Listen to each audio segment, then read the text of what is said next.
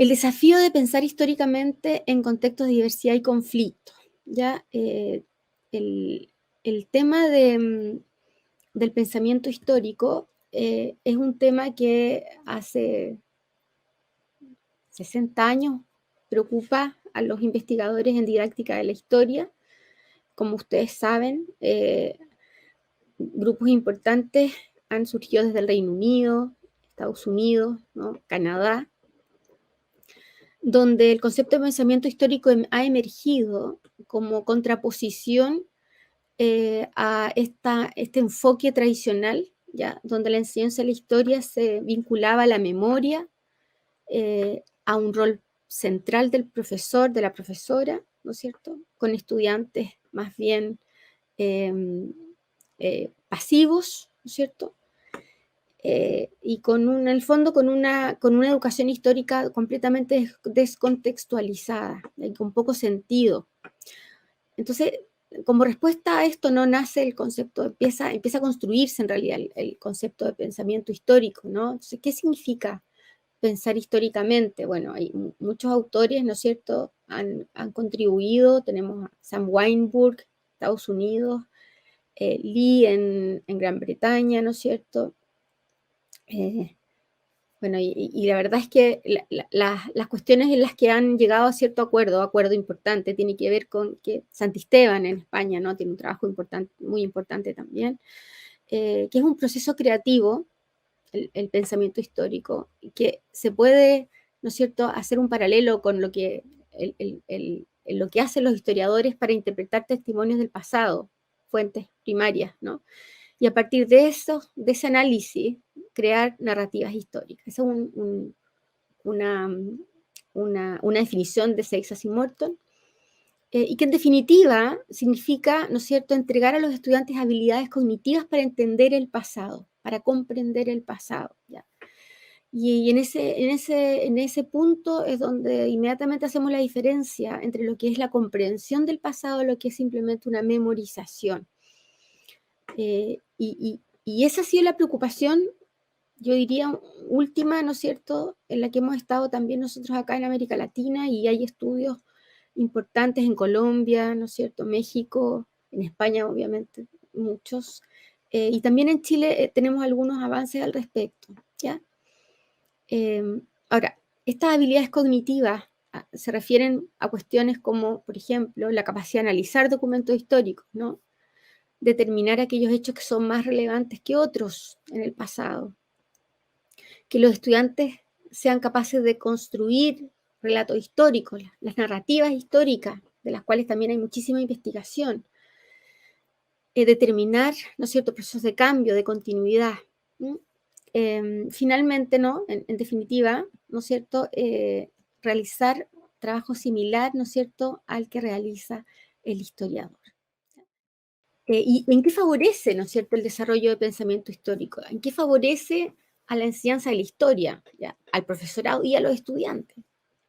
Bueno, primero es que nos permite reconocer que la historia es una materia de estudio, ¿no?, como dice ahí, que depende de sus fundamentos disciplinarios. Es decir, ¿no es cierto?, que es una disciplina cuyo objeto de estudio es el pasado, ¿no es cierto?, y que el principal medio o el gran medio de acercamiento al pasado son documentos históricos, fuentes primarias, ¿ya? Y que a la vez, ¿no es cierto?, el análisis de estas fuentes, de estos documentos, responden a ciertas leyes, ¿ya?, que son leyes que están predeterminadas, ¿ya?, y que es necesario cumplirlas y seguirlas al pie de la letra.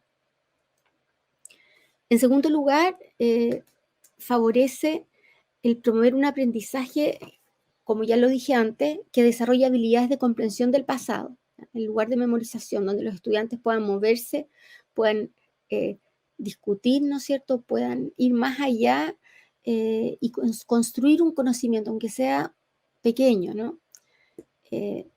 Luego, obviamente, impulsar una educación histórica que sea pertinente a cada contexto de enseñanza, ¿no es cierto? Donde nosotros podamos tener un vínculo, el profesor de historia, la profesora de historia, ¿no es cierto? Ser capaz de reconocer las necesidades de cada uno de sus estudiantes, ¿no? Y en base a esas necesidades también diseñar eh, una forma de enseñar historia y también tener cierta libertad frente al cómo enseñar algunos contenidos, ¿no?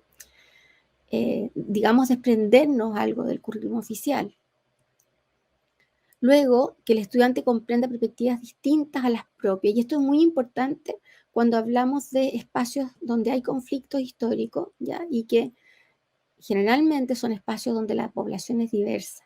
Cuando un estudiante es capaz de entender, ¿no es cierto?, a partir de ejercicios de análisis de fuentes, de ejercicios, de juegos de rol, de debate, ¿no es cierto?, que sus compañeros, sus compañeras tienen distintas miradas a la propia, el estudiante va a desarrollar y a avanzar, ¿no es cierto?, de una forma muy importante en comprender primero la naturaleza de la historia, ¿no es cierto?, ¿ya?, que no es un relato absoluto, pero también en avanzar y desarrollar ciertos valores, ¿ya?, que es muy importante, ¿no es cierto?, valores diálogo, la comprensión del otro y, como dice ahí también, ¿no es cierto?, desarrollar valores ciudadanos.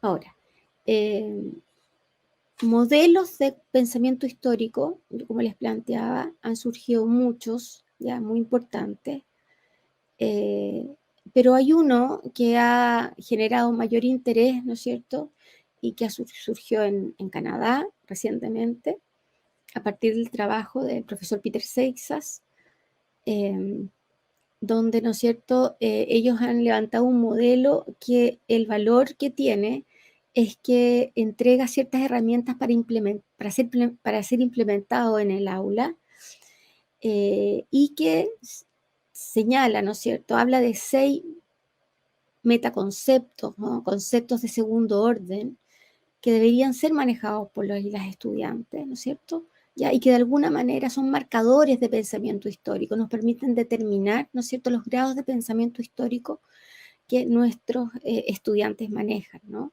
Y ahí tenemos entonces la relevancia histórica que hace alusión, ¿no es cierto?, a poder discriminar entre el valor o la importancia de un hecho histórico en relación a otro, ¿no? Nosotros, por ejemplo, tenemos que determinar qué contenido es más importante que el otro, también es importante, ¿no es cierto?, en el caso de los y las profesores, poder contar con estas competencias. ¿No? El uso de fuentes primarias, ¿no? Primero, comprender la importancia que tiene utilizar las fuentes primarias, pero luego también manejar, ¿no es cierto?, los conceptos y los marcos metodológicos para trabajar con fuentes primarias, que es lo más complejo, que hoy día hay pruebas de las dificultades que existen para manejar. ¿Ya? Bueno, identificar los tiempos de continuidad y los tiempos de cambio, ¿no es cierto?, que en la historia son tan importantes. Hoy día nosotros estamos viviendo un momento histórico muy valioso, de gran densidad histórica, ya que no lo podemos comprender, ¿no? Pero en unos años más vamos a ser muy estudiados. Bueno, ¿cuál va a ser, en qué estamos, ¿no? Ahora no lo podemos definir. Pero en un futuro sí, ¿no? Y ese es el valor que tiene, ¿no es cierto?, poder ser capaces de reconocer, ¿no?, estos tiempos. Bueno, analizar la causa y la consecuencia, ¿no?, adoptar perspectivas históricas y finalmente comprender la dimensión ética de las interpretaciones históricas. Son los 6 metaconceptos que han sido definidos por Seixas y Morton como marcadores de pensamiento histórico, ya como aquellos conocimientos que los estudiantes deberían tener, ¿no es cierto?, ya para tener un pensamiento histórico, así comprender el pasado, ¿ya?, y poder también, ¿no es cierto?, tener una mirada distinta del presente y del futuro, ¿no? Ahora, ¿cómo, cómo podemos desarrollar este pensamiento histórico en los estudiantes? Bueno, estos mismos estudios, ¿no es cierto?, los principales autores, ¿no?, utilizados, Sam Weinburg, Sliebrecht, ¿no?, Seixas y Morton, Levesque, eh, hablan de la importancia de las narrativas históricas, ¿ya? Es decir, poner a los y a las estudiantes a elaborar narrativas históricas a partir del trabajo con fuentes o con documentos, ¿ya? Obviamente, narrativas históricas a su medida, ¿no? Narrativas históricas que pueden ser pequeños, escritos, eh, de ejercicio, ¿no es cierto? Que pueden ser muy, muy ricos. Los debates, ¿no? Donde enfrentamos visiones distintas, donde los estudiantes van a presentar posiciones y van a tener que ejercitar el escuchar al otro, pero también levantar argumentos, ¿no? Históricos, juegos de rol, ¿no? Mapas conceptuales, síntesis de ideas, preguntas históricas, ejercicios de contenido de cambio, ¿no? Bueno, comparaciones y obviamente, ¿no es cierto?, la integración del análisis de fuentes históricas primarias. En cuanto al análisis de fuentes históricas, juegan un rol muy importante y así es reconocido por diferentes investigaciones, ¿ya? Y hay una concordancia, ¿no? En que justamente, ¿no es cierto?, son el elemento básico, ¿ya?, para desarrollar el pensamiento histórico, el elemento fundamental para desarrollar el pensamiento histórico. Y en ese sentido, relacionado con las fuentes históricas, está la noción de la multiperspectiva. Y la multiperspectiva hace alusión a incluir en la enseñanza de la historia múltiples perspectivas sobre un mismo hecho, ¿no? Eso abre la mente, ¿no es cierto? Abre la sala de clase, ¿no es cierto? Alude, ¿no es cierto?, como dice ahí, a múltiples enfoques sobre un hecho histórico concreto, y obliga, eso sí, y eso es un tema que hay que trabajar y hay que discutir mucho, a que el profesor, la profesora utilicen en el proceso de enseñanza fuentes históricas contrapuestas, ¿ya? Y esa es una cuestión que es difícil, ya como ya planteé más adelante, porque justamente la parte más débil, y una parte muy débil en la formación de profesores, tiene que ver con el uso de fuentes históricas, ¿ya? Fuentes históricas primarias. Pero no hay otra manera de manejar la multiperspectiva, ¿no es cierto?, más que utilizando distintas fuentes con distinta visión, ¿ya? ¿No es cierto? Y eso visibiliza a los estudiantes justamente el hecho de que la historia no busca verdades absolutas, sino que es una construcción, ¿ya? Y esa construcción adquiere mayor validez en la medida de que el trabajo es serio y de que los conocimientos epistemológicos existen, ¿cierto? Por lo tanto, ahí hay una gran exigencia al profesorado. Ahora, en cuanto a los temas conflictivos y cómo vinculamos entonces los dos aspectos, ¿ah? ¿Cómo enseñar, no? ¿O qué pasa, ¿no es cierto?, con la inclusión del pensamiento histórico o con cómo desarrollamos un pensamiento histórico cuando, ¿no es cierto?, estamos en una zona, entre comillas, de conflicto, y es de conflicto efectivamente porque hay temas conflictivos que están ahí, ¿no es cierto?, que no han sido resueltos, ¿ya? Y estos temas conflictivos, ¿cómo se pueden definir? Bueno, autores hablan de temas conflictivos, otros temas vivos, ¿no? Temas controversiales. Eh, y bueno, los autores plantean cuestiones como, por ejemplo, ¿no es cierto?, se reconocen porque cuando emergen dentro de una comunidad provocan división social, ¿ya? Esta división es causa de experiencias históricas distintas que tienen los miembros de la comunidad, ¿no es cierto?, y que chocan. Son tópicos sobre los que no hay consenso dentro de un país, una comunidad, ¿no? Por ejemplo, nosotros en el caso de la región de la Araucanía podemos decir quizás que, ¿no es cierto?, estamos hablando de que tenemos un tema conflictivo, ¿ya? Y que ha causado y hay mucha división social, ¿no? Generan conflictos, ¿ya? Conflictos que muchas veces van más allá, ¿no es cierto?, de la discusión, sino que llegan a provocar violencia y muerte, ¿no? La división dice Stradling, ¿no?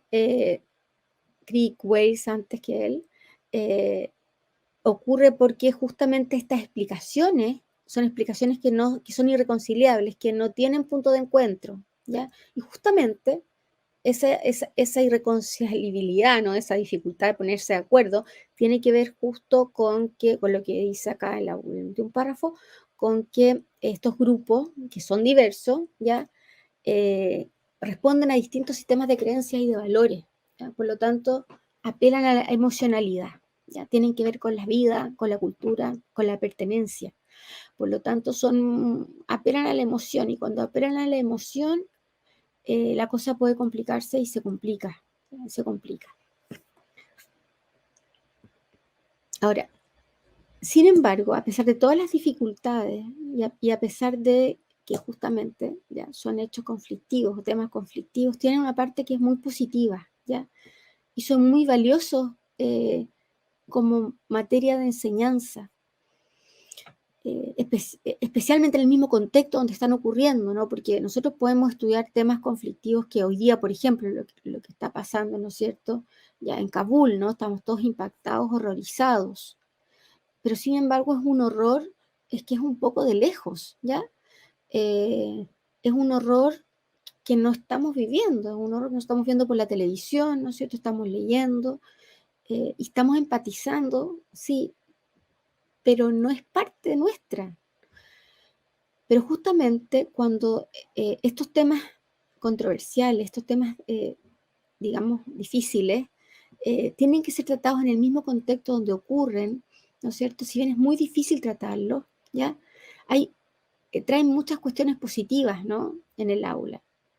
Por ejemplo, permiten a los estudiantes que exploren sus valores, ¿ya? Ir, ¿no es cierto? Y reflexionar sobre cuáles son las cuestiones que tienen importancia, cuáles son las cuestiones que determinan mi actuar, ¿no es cierto? ¿Qué creencias son las que yo tengo? ¿Cuál es la opinión que tengo entonces a partir de estas creencias eh, en este tema, ¿no? En particular. Eh, Y obviamente, ¿no es cierto? Eso significa que también van a desarrollar un pensamiento crítico, ¿no? Esta reflexión los va a llevar a, ¿no es cierto?, ir construyendo un pensamiento reflexivo y crítico, ¿no es cierto?, que les va a ir, ¿no es cierto?, aportando con muchísimas otros elementos para entender el mundo en el que viven, ¿no? Y para actuar en el mundo en el que viven. Y ya, más bien desde la disciplina histórica, estos temas difíciles les van a remitir y van a comprender más todavía qué significa el conocimiento histórico. La historia es interpretada en forma distinta por los grupos sociales, ¿ya? Como dice Van Sledrick, ¿no? Si nosotros ponemos un tema, por ejemplo, hoy día en Chile, ¿no es cierto? Hablamos de lo que está pasando con la Araucanía, un tema hoy día muy candente, este tema. Nosotros ponemos este tema en el norte, ¿no es cierto?, en Arica, en Santiago, o con un grupo, ¿no es cierto?, en Araucanía, un grupo quizás, ¿no es cierto?, que no sea afectado por el tema, lo tratamos, ¿no?, cerca de una comunidad mapuche. Ya, seguramente, ¿no es cierto?, la explicación, ¿ya?, y la narrativa que van a construir sobre, ¿no es cierto?, este acontecimiento va a ser distinta, ¿ya? Porque efectivamente, ¿no es cierto?, eh, en la explicación eh, va implícito una visión del mundo también, ¿ya? Y eso lo hace más complejo, pero al mismo tiempo, ¿no es cierto?, visibiliza a los estudiantes cuál es la naturaleza del conocimiento histórico, ¿ya? Eh, eso. Lo otro, visibiliza justamente también en las clases de historia, estos temas visibilizan las perspectivas oficiales que están incluidas en el currículum escolar, pero también las perspectivas marginales, ¿no es cierto? Si nosotros lanzamos una pregunta hoy día asociada a un tema conflictivo en Colombia, en Perú, a lo que está pasando, ¿no? Un tema, eh, no quiero volver al tema de la Araucanía, ¿no? Probablemente, ¿no es cierto?, vamos a abrir la sala de clase, ¿no?, a ideas, a explicaciones que no están escritas en los programas oficiales, ¿ya?, o los textos escolares, ¿ya? Porque, ¿no es cierto?, también nuestros estudiantes se van nutriendo de otras verdades, de otras historias, las familiares, muy importante, ¿ya? Hay estudios que dicen, ¿no es cierto? En el año 2017 yo descubrí que la mayor cantidad de conocimiento sobre la historia de la región de nuestra, los estudiantes dicen que lo tienen desde la casa, de la familia o desde los medios de comunicación, ¿ya?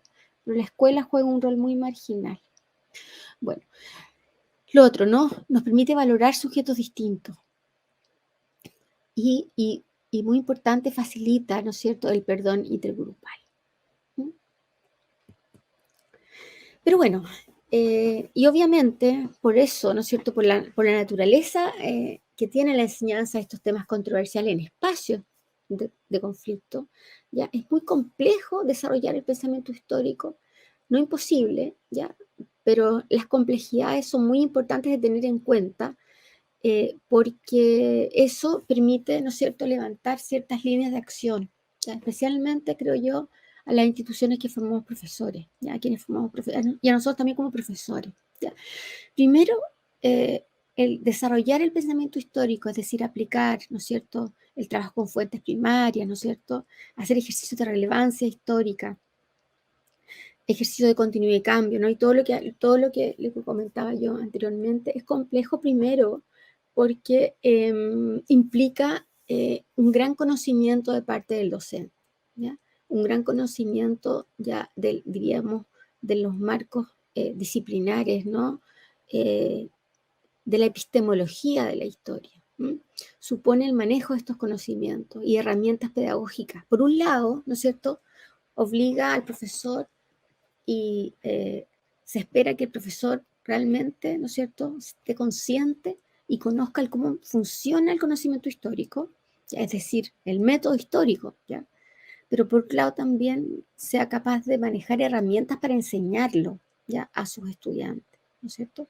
Es decir, un profesor puede conocer al revés y al derecho el cómo, por ejemplo, se hace el análisis de fuentes primarias, ¿ya? Pero es necesario que no solo lo conozca él, sino que también sea capaz de levantar actividades, ¿no es cierto?, para que sus estudiantes también lo puedan practicar y lo puedan realizar, ¿ya? Porque es la manera, ¿no es cierto?, en que los estudiantes van a ir desarrollando estas herramientas cognitivas a las que yo me refería.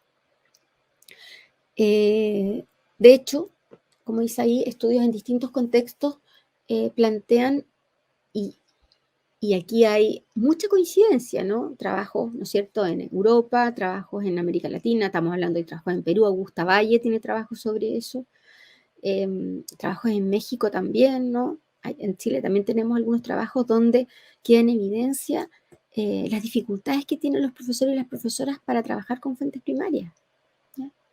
Es decir, hay las etapas que tenemos, ¿no es cierto?, que seguir para trabajar con las fuentes, que la primera y la más importante es la que tiene que ver con la evaluación de la fuente, ¿no? La contextualización de la fuente.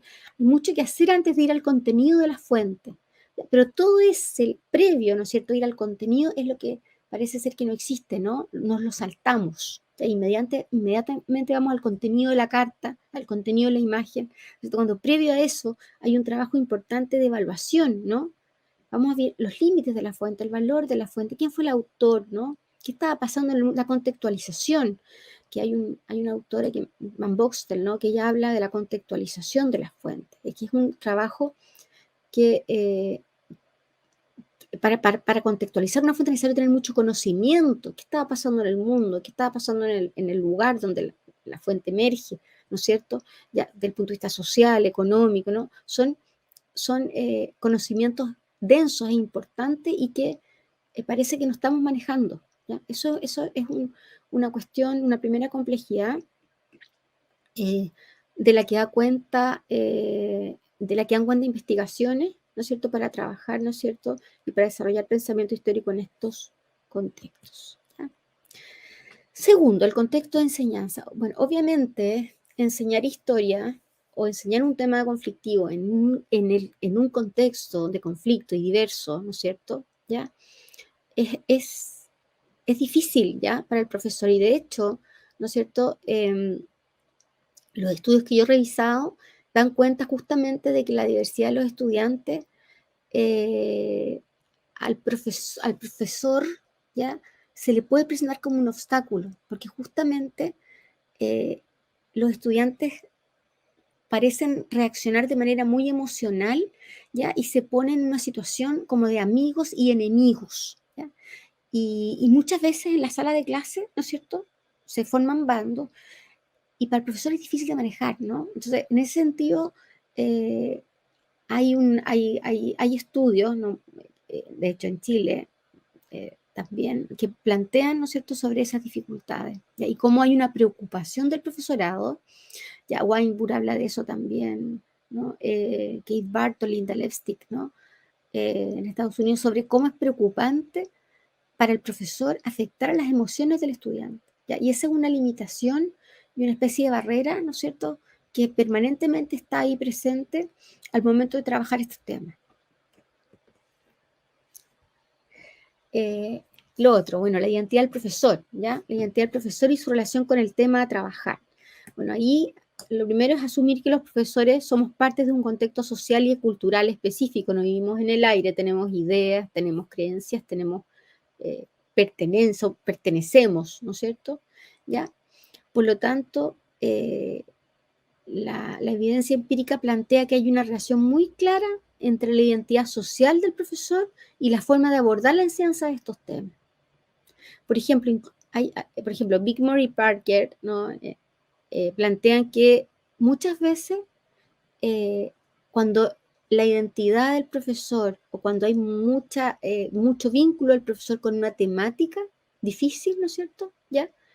Eh, evade incluir actividades más interpretativas, es decir, más bien prefiere trabajar, ¿no es cierto?, el punto de vista más de trabajar la clase rápidamente, ¿no es cierto?, y no dar mucho espacio a que los estudiantes opinen, ¿no es cierto?, a que los estudiantes, ¿no es cierto?, vayan a sacarlo, ¿no?, del marco y que pueda haber alguna emoción de por medio, ¿ya? También la identidad social tiene que ver con la vulnerabilidad, ¿ya? Como profesores también nosotros somos vulnerables y eh, hay, hay una cuestión que es inevitable, que tiene que ver con nuestras posturas ideológicas, donde hay una sensación de miedo, ¿ya?, a no verse pillado, ¿no es cierto?, en que la postura ideológica probablemente me va a poner peor de vulnerable con mis estudiantes, ¿no? Eso es un trabajo que hicieron Kelly y Wagner en el año 2017, donde ellos entrevistaron a muchísimos profesores eh, y, y, bueno, reconocen, ¿no?, esta realidad, ¿no?, el miedo a que se sepa lo que yo opino, ¿no?, cuando yo hago esta clase. Ahora, estudios en Europa, por ejemplo, Conway, en el año 2010, planteaba lo que me gustó y me llamó mucho la atención, que decía que lo mismo, ¿no?, que cuando los temas afectan mucho a los estudiantes, temas asociados a la etnia o a la religión, los profesores sienten que no están preparados, ¿ya? Y eso en Chile también, lo que yo estoy haciendo, lo que yo estoy trabajando acá, también aparece en las entrevistas con los y las profesoras, ¿ah? Es que es complicado trabajar en aulas donde hay estudiantes de distintos orígenes étnicos, ¿no? O porque hay personas, ¿no es cierto?, una comunidad donde sus padres son machis, ¿no? O al contrario, ¿no es cierto?, donde en la misma sala de clase, ¿no es cierto?, hay hijos de probablemente autoridades del colegio, de la escuela, ¿ya? Entonces, en el fondo, ahí los profesores sienten que no están tan preparados, que no están preparados, ¿ya? Y eso provoca, ¿no?, mucha reserva y a veces hasta la necesidad quizás de saltarse el tema, ¿no?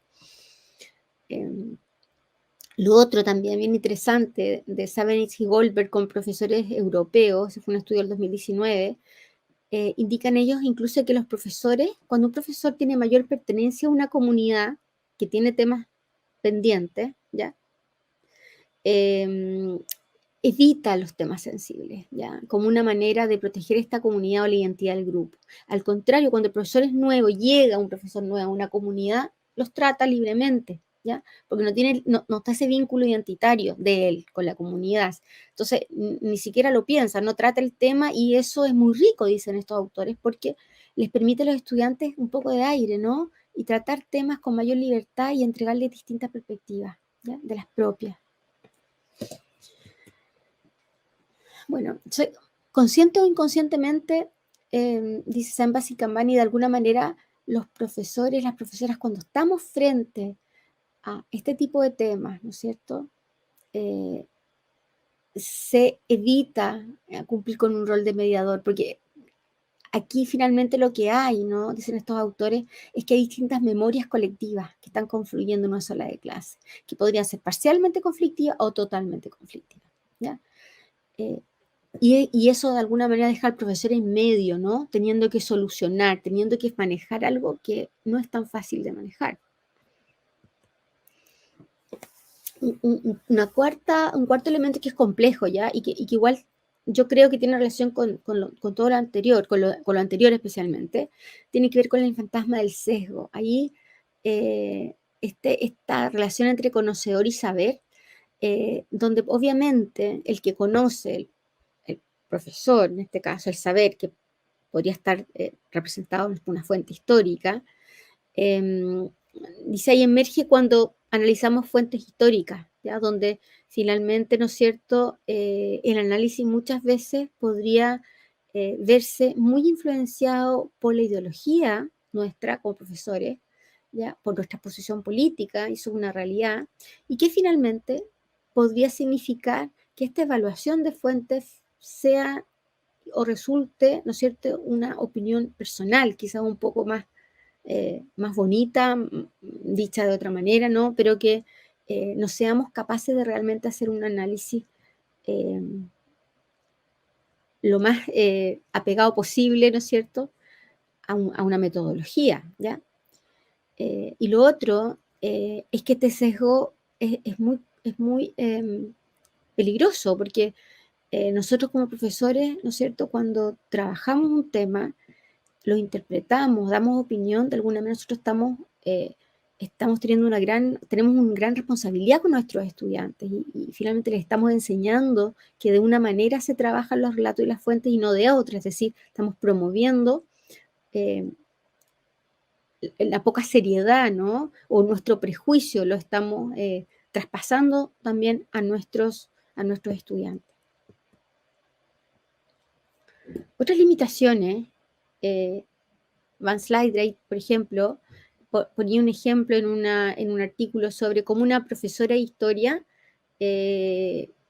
sentía, ya cuando trabajaba un contenido que era más bien difícil en una comunidad que había sufrido mucho, ya sentía que ella tenía que dictar sus clases de alguna manera eh, para saldar una culpa, ¿no?, colectiva, ¿ya? Por lo tanto, eso la hacía muy poco libre para trabajar el tema, ¿ya? Otra, una limitación que es bien importante igual, que en un estudio en Chile también fue descubierto, ¿no? También concuerda con Kielo, el tema del miedo a tratar estos temas por tener reacciones con la comunidad de padres, planes de estudio, o las mismos, ¿no es cierto?, directores, ¿no?, los jefes, las jefaturas del lugar de trabajo, ¿ya? Y eso yo creo que pesa mucho también, ¿no?, cuando los temas están tan candentes, ¿no? Y cuando son temas que, bueno, finalmente, ¿no es cierto?, están muy en la palestra. En quinto lugar, el currículum. Ya lo puse en quinto lugar a propósito, porque siempre cuando uno habla y habla sobre, por ejemplo, la importancia de poder hacer un diseño de clase contextualizado, ¿no es cierto?, donde nosotros podamos incluir o dar más tiempo a temáticas que son valiosas para nuestros estudiantes, los estudiantes dicen, los profesores dicen, bueno, pero hay un currículum. Bueno, sí, hay un currículum, ¿ya? Hay un currículum que nos enmarca, ¿ya?, que nos limita, y en el caso de Chile, y yo creo, y en América Latina, y no solo en América Latina, en muchos otros lugares, la historia escolar está limitada por ese currículum oficial, ¿ya? Que generalmente trata temas difíciles en forma, que muchas veces, no generalmente, pero muchas veces en América Latina trata temas difíciles en forma superficial y desde el enfoque oficial, ¿ya? Hace un momento atrás hablaba justamente con alguien sobre el conflicto de la Araucanía, ¿no? Y cómo sí había un cambio importante en el lenguaje, en los planes y programas, no en la cobertura, porque tiene muy poca cobertura, pero sí en el lenguaje y en el lenguaje de los textos escolares, ¿ya? Y también en el espacio que los textos escolares han dado a este tema. ¿Mm? Había un cambio importante, pero sí siguen siendo temas, ¿no es cierto?, que tienen poco espacio, ¿ya? Y donde el profesor tiene poco espacio también para poder, ¿no es cierto?, diseñar, ¿no?, una enseñanza que sea más pertinente y que sea significativa para los estudiantes, que responda a todas las dudas que ellos tienen, que los jóvenes tienen. Eh, Porque yo creo que justamente cuando se trata de estos temas, que son difíciles, eh, nosotros tenemos que ser capaces de abrir espacios para que surjan todas las dudas, aún aquellas dudas que nosotros no podamos responder, porque lo más probable es que haya muchas que no podemos responder, ¿ya? Pero lo que importa es que hay un espacio y que hay un espacio de ir construyendo en común, ¿no es cierto?, y que salgan narrativas no oficiales, y que ese es el valor que tiene este trabajo, yo creo, el pensar históricamente, y el aula se empieza a abrir, empieza a entrar como un aire fresco, ¿no? El currículum obstaculiza justamente llevar a cabo una enseñanza que permita a los estudiantes entonces alcanzar perspectivas críticas para la comprensión del pasado, ¿ya? Porque además de que está pauteado, ¿no es cierto?, hay tiempos, que eso tiene que ser así, eh, no da espacio a la discusión ya de temáticas que probablemente no son tan cómodas, que son incómodas, ¿no? Había un autor que decía eso. Ya los currículums oficiales guardan las temáticas incómodas para el Estado, para la nación, las guardan, las esconden, que ojalá que no aparezcan. ¿Ya? Y eso al final juega mucho en contra, ¿no?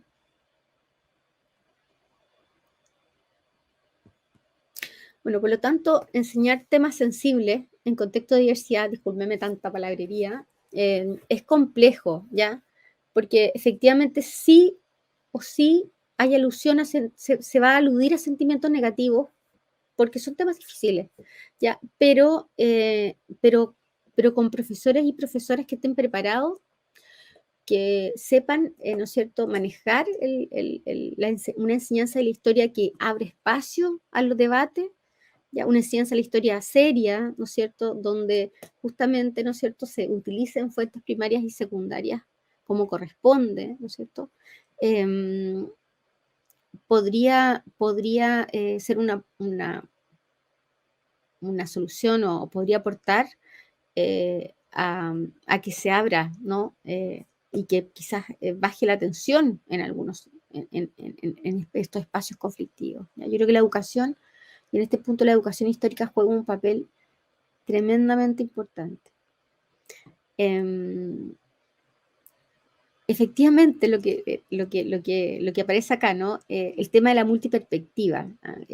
El tema de la multiperspectiva es fundamental. Es decir, eh, y eso es algo que también es muy difícil y cuesta mucho, porque los ejercicios que uno hace con los estudiantes de cuarto año de historia, uno les dice, bueno, presente dos fuentes para trabajar esta temática, pero contrapuestas. Les cuesta mucho presentar fuentes contrapuestas a cómo ellos entienden o cómo ellos explican el tema, ¿ya?